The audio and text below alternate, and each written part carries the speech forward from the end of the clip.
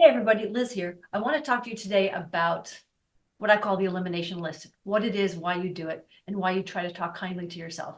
I'd like to contract with you, if you're willing, to promise to never say another bad thing about yourself. When you talk badly about yourself, you are continuing that belief system that will continue to bring those experiences into your world. So if you say, I'm no good, I suck, cancel, cancel. If you say anything bad about yourself, whether others have given you that belief system, you think you suck, or if you feel like you have guilt or shame about something, I'm going to ask you to never do that again. Now, even if you promise right here, right now, and complain to me in the comments below, you may still do it because you'll forget, and that's okay. That's what the elimination list is for. When you say negative things about yourself and others, that's another video. When you say negative things about yourself, you are sending that out. You're sending those frequencies out. So it not just harms yourself and continues those experiences where you're going to continue to have those bad thoughts about yourself. You're going to continue to have events happen that make you think those bad thoughts about yourself. You send it out to others. It'll make others feel the same way and feel the same way about you. I have a buddy of mine that's somewhat negative at times.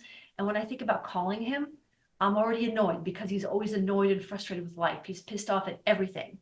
He's pissed off at everything. And I'm pissed off when I think about calling him because I'm feeling those frustrated, angry energies that he has, that he claims is just his passion and desire to go get life and kick it in the ass. So how do you do that? Well, if you do this with yourself, I had a friend one time and I said, I had spilled coffee all over myself. And I said something like, I'm such a whatever. And he said, don't talk to my friend Liz like that.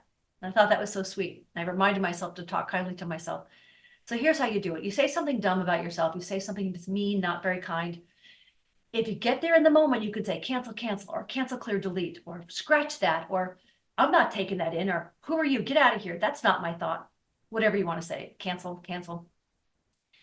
You might forget, but when you do remember later in the day or the next day, you can cancel it then. Remember, the subconscious mind cannot accept no as an answer. If you continue to tell yourself something, your subconscious will take it in as truth, whether it's ethical or moral or not, whether it's correct or not, it will take in the system. That's its job. That's why you, with your conscious mind, need to curate what goes into the subconscious mind.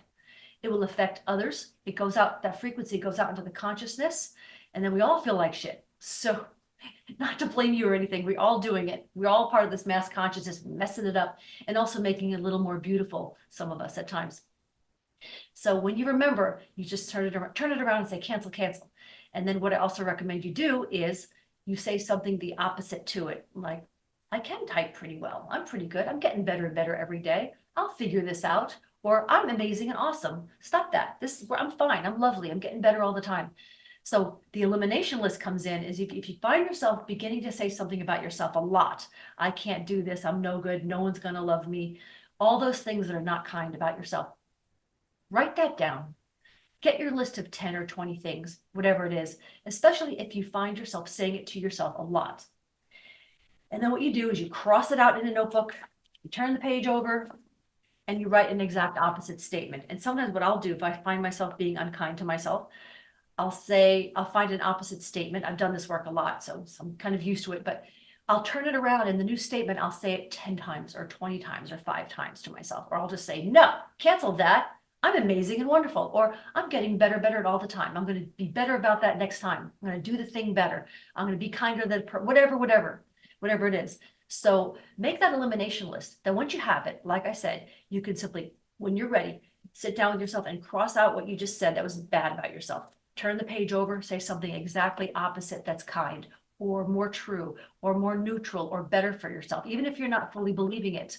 Like maybe you don't think you're amazing and wonderful. Well, you can get there.